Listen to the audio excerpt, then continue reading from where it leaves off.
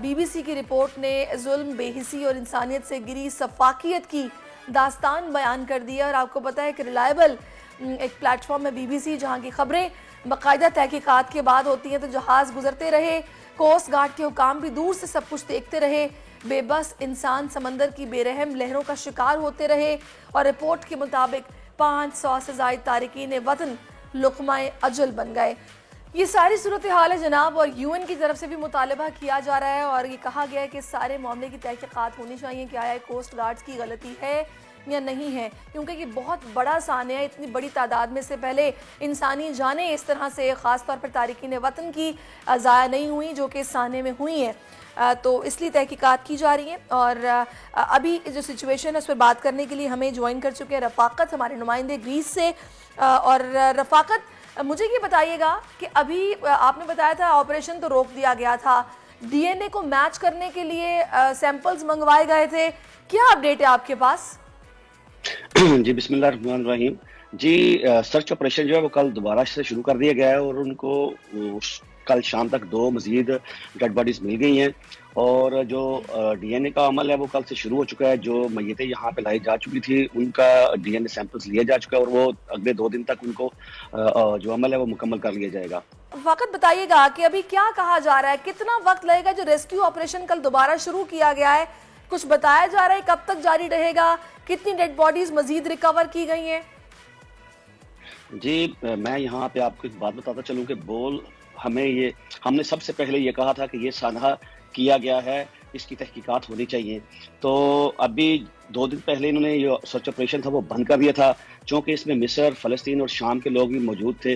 तो यूएनओ की तरफ से और दूसरे यूरोपीय ममालिक की तरफ से यूनान पे बहुत ज़्यादा प्रेशर इस वक्त है कि आपने पहले नंबर पे तो इनकी पूरी मदद नहीं की और दूसरे नंबर पे आपको ये सर्च ऑपरेशन दोबारा शुरू करना चाहिए। और यहाँ पे मैं एक बात ऐड करता चलूँ कि जहाज़ का कप्तान जो है वो एक छोटी कश्ती में फरार हो चुका है और जब सर्च इनको पता था, इनके सामने था, तो इन्होंने उसको फरार क्यों होने दिया? अभी तक इस सवाल का कोई जवाब नहीं दिया गया।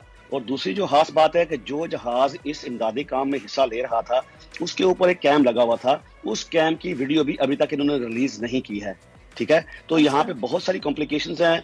अपोजिशन की तरफ से हुकूमत को बहुत ज्यादा तनकीद का निशाना बनाया जा रहा है और हर बंदा ही बीबीसी से लेकर सीएनएन तक यही कह रहा है कि अगर यूनान हुकूमत चाहती तो इस सानहे को होने से बचा सकती थी।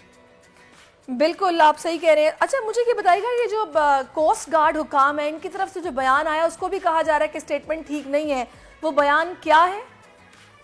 असल में कल उनको मजिस्ट्रेट के सामने पेश किया गया था जो उसका सर्च ऑपरेशन में हिस्सा ले रहे थे। तो अभी तक जो उनके बयानात हैं वो दिन ब दिन बदल रहे हैं।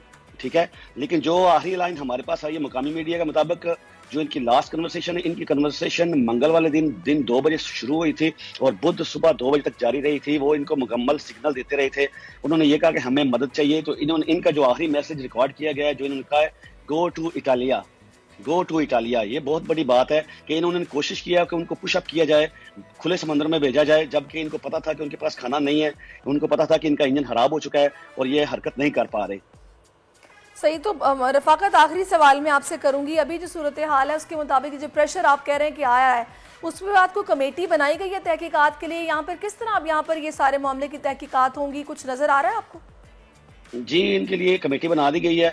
जो सारे उन सारे घंटों की जो वीडियोस हैं और ऑडियोज हैं और जो इनकी कन्वर्सेशन है, क्योंकि कोस्ट गार्ड के अलावा 1-2 और डिपार्टमेंट जो इस मामले में इन्वॉल्व होता है, उन सारों को बुलाया जा रहा है और उन सारों के बयान एक जगह पे इकट्ठे किए जा रहे हैं।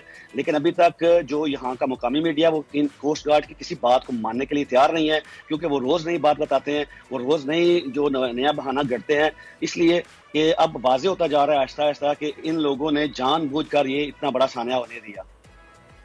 और चूंकि मैं एक बात ऐड करता चलूं, जी कहिए। जी कि अगले इतवार को यहाँ पे जनरल इलेक्शंस हैं, इसलिए कोई भी जो अब अपोजिशन लीडर थे और दूसरे थे, उन्होंने भी खुलकर इस बात पे बात करना शुरू कर दिया है। जो चंद दिन पहले अपोजिशन लीडर अलेक्सिस चिप्रास की यहाँ के बहरी वजीर के साथ बात हुई थी, तो उन्होंने बड़ी हंसने वाली बात की कि अगर मंशियात होती तो हम इसको चेक कर लेते, इस पे चूंकि बंदे थे हमने चेक नहीं किया। तो चिप्रास का कहना था कि ये आप कैसी बात कर रहे हैं कि अगर जहाज में मंशियात है तो आप उसको रोक कर चेक कर सकते हैं, पकड़ सकते हैं, लेकिन जब आपको 750 बंदा सामने नजर आ रहा है तो आपने उसकी मदद करने की बिल्कुल कोई कोशिश नहीं की। ये बहुत बड़ी स्टेटमेंट है अपोजिशन लीडर की तरफ से। सही रफाकत, बहुत शुक्रिया। अंतर सूरत हाल से मैं अपडेट किया है। बहुत ही अफसोसनाक सिचुएशन है, तशवीशनाक भी है और गैर इंसानी सलूक पाकिस्तानियों के साथ किया गया, फिर बचाया भी नहीं गया, कश्ती डूबी नहीं डबोई गई। इस पर तहकीकात लाजमी होनी चाहिए। मेयर कराची के इंतखाब की जंग, बोल ने फिर छोड़ दिया सबको पीछे।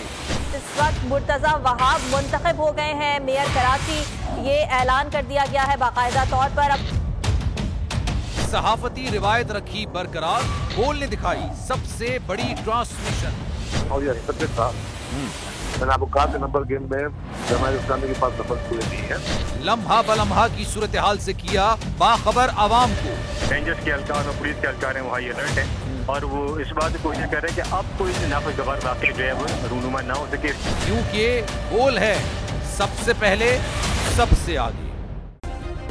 सब्सक्राइब करें और बेल दबाएं ताकि कोई खबर रह न जाए।